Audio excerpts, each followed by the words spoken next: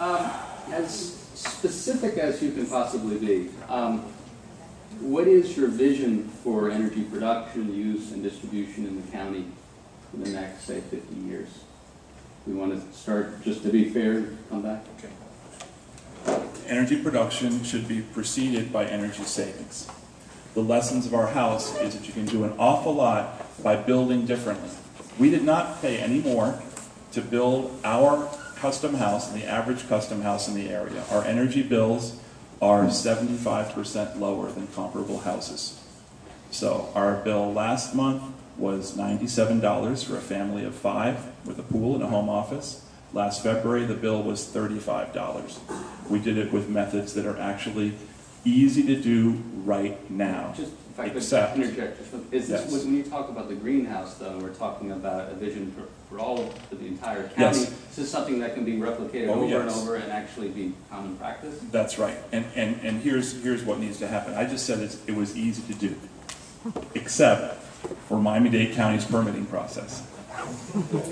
It took us a year and a half to build the house. It took us 7 years to permit it. And what we need, I usually pause for a moment after that 7 years, but I got to move right on. What we need is a way that the county, when you come in and want to do something great, the county rolls out a red carpet for you and says, we're going to give you concierge service because you're doing something good. Right now, our permitting process is set up to stop bad things, which is just what I was saying before about holding the line, right? Stop building in the wrong place, but make it easier to build in the right place. Make it easier to do infill. Make it easier to take neighborhoods like Princeton, Naranja, Gould in this district, which have these wonderful visions for walkable communities, and nothing's happened with them. We have to make it easier, once again, to innovate in building. It's natural for construction to be a very conservative endeavor. We have to help them create and innovate. That's where it's going to come in the built environment. 50 years is a long period of time, Matt. I would say if it were so easy to do what Albert has done to his home, let's all look into it. I spoke with a gentleman that I met at a business meeting who is working on a theory that he's putting piping underneath the ground and into his home. The idea being that it's going to be cooled, natural air, underneath the ground and come in so he doesn't have to use air conditioning. There are probably many different alternatives that we can look into. I think that I think that the more that we can use natural sources, the better off we are, because there's probably less chance of a catastrophic situation. While it's true that nuclear can be very safe, while it's true that oil drilling can be very safe, all it takes is that one time, and then we're all going, oh my God, what were we thinking? So if we can go natural, it's better.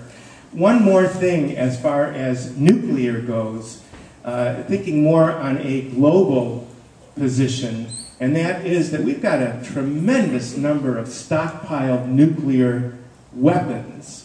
And how wonderful it would be if we could turn those weapons into something that was making power and helping people instead of the threat of killing us. That's my position.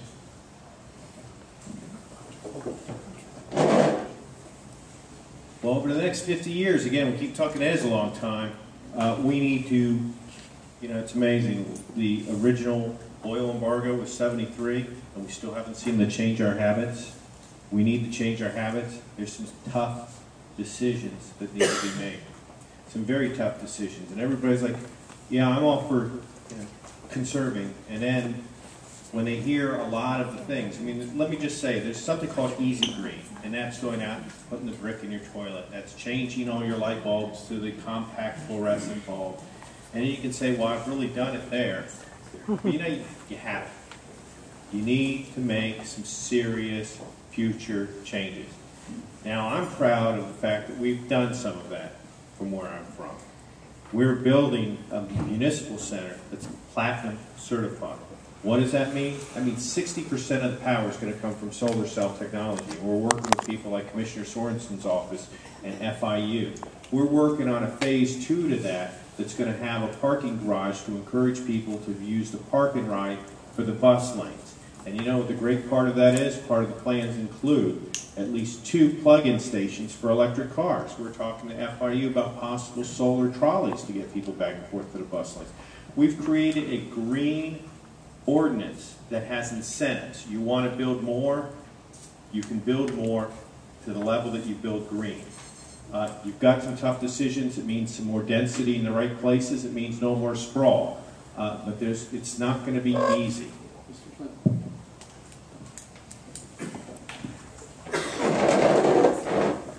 Thank you. Well, first of all, thank you for reminding me that in 50 years I'll be 93 years old. I think it's a wonderful question, and it is very important for us to think down the road. One of the things that I'd like to do as a community is to start investing in better jobs for our community, and more importantly, in green jobs. And one of the things that upsets me very much is when I hear of other communities in other areas getting federal funding for green jobs or for green initiatives that we're not getting. We are a donor state and a donor county. And for example, in Fulton, Mississippi, they got a 300 million plus ethanol project. Things like that just I would like to see us get in our community.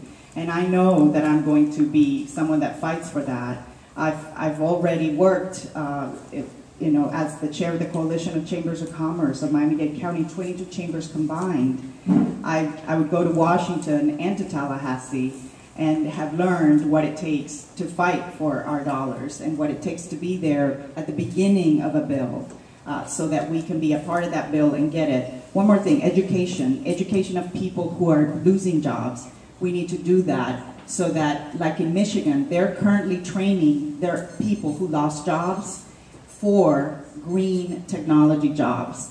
We need to get some of that money, and that money is available from the federal stimulus money until 2013. I believe your question is about a prediction for energy production into the future. It is. I mean, it Because I've heard is. everything but that answer to that question. Yeah, I mean, thinking 50 years down the road, what's your vision for use and energy production and distribution? Thank you. Energy production into the future. We need to look, we cannot have a one-size-fits-all approach into energy production to the future. And you need to start, and there was some good ideas that were brought forth here this evening. But one of the ones is you have to put into practice, I'm a product of the 1970s, so I'm confessing my age. We weren't called green back then. We were called conservationists. Does anybody remember my generation? Yeah, so we were conservationists. And I have to joke about the word green when we talk about energy, because I was green when green was just a color. And so when we talk about energy and energy production into the future, we need to have not a one-size-fits approach. You need to build properly. We were building also a city hall. We were going to build it in the planning stages. That was going to be a silver certification. We converted a lot of things in the city. We converted the lights. We converted the water. We converted to the automatic on, the automatic off. So there are many things that you can do that conserve energy, that save energy. At the same time, you have to be prepared. You have to analyze. You have to look at the census. What's going to be the population? What are you going to need to do to prepare for the onslaught of population? If there is going to be an increase in your population, you have to be ready. You have to be prepared. So you have to have a compilation of many different types of energy sources. You cannot have a one-size-fits-all approach.